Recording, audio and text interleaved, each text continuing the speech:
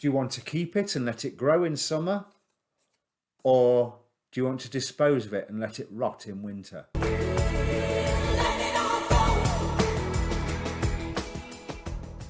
Hi, my name's Dee and welcome to Untitled Tarot. Now, I've been saying in my recent videos that I'd wanted to look at Mars ingress Capricorn as Mars enters the sign of Capricorn, which is now like a week and a bit ago.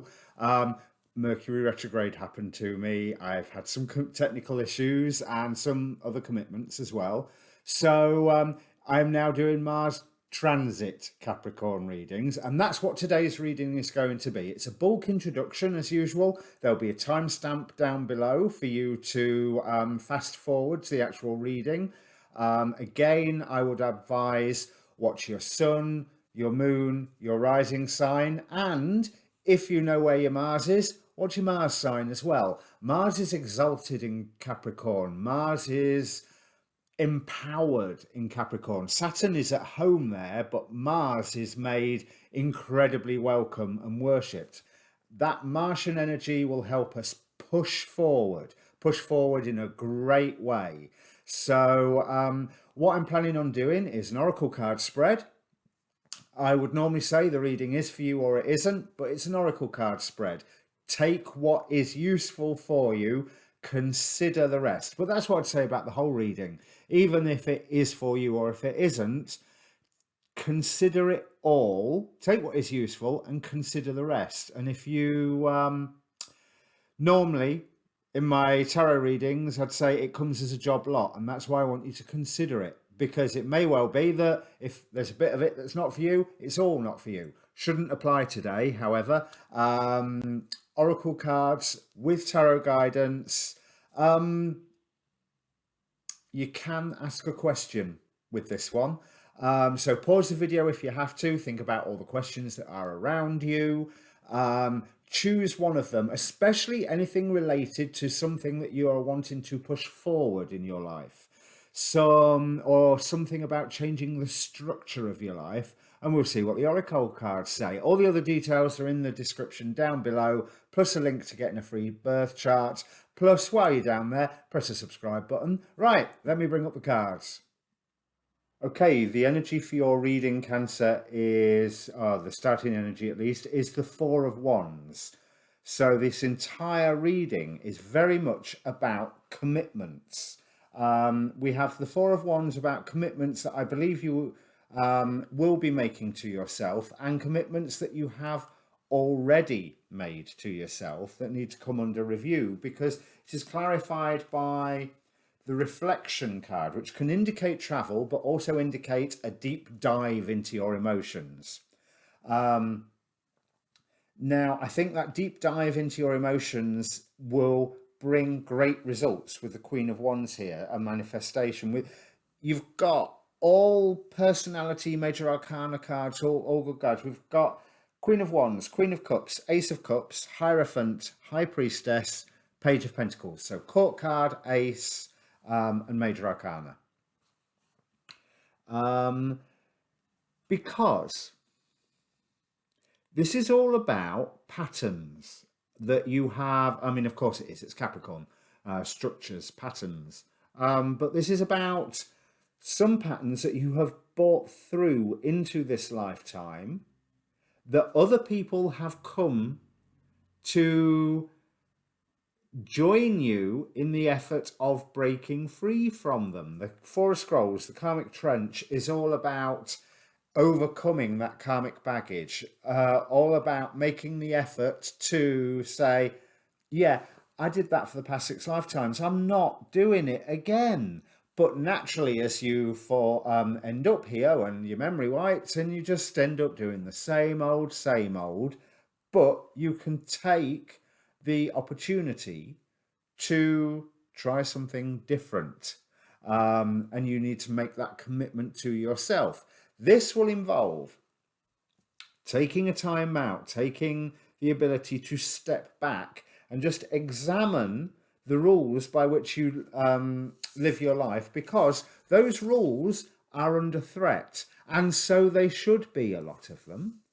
But your faith is also under threat with this lookout card, so you need to take a time out, and just be a little bit forgiving. And the most important forgiveness you can give is to yourself for doing these same old patterns yet over again. If you look at this central-ish column of the reading, we've got a consciousness card of optimism. So yes, positive thinking. Yeah, I sound like a hippie LA. What do you call them? Not personality coaches. Life coaches, that's it. But yeah, the power of positive thinking. Forgive yourself for, and others with this great gathering card, for the patterns that you have fallen into, and think positive that you can break free of those patterns by making that commitment to yourself, because you will be becoming goal oriented. Now, bear in mind, when you are becoming goal oriented, that means you can be a little less people oriented. Or this could also indicate a goal-oriented person coming into your life, but if that is so, they are giving you the optimism to do the same. So end result's exactly the same. But that is then all clarified by the Ace of Cups.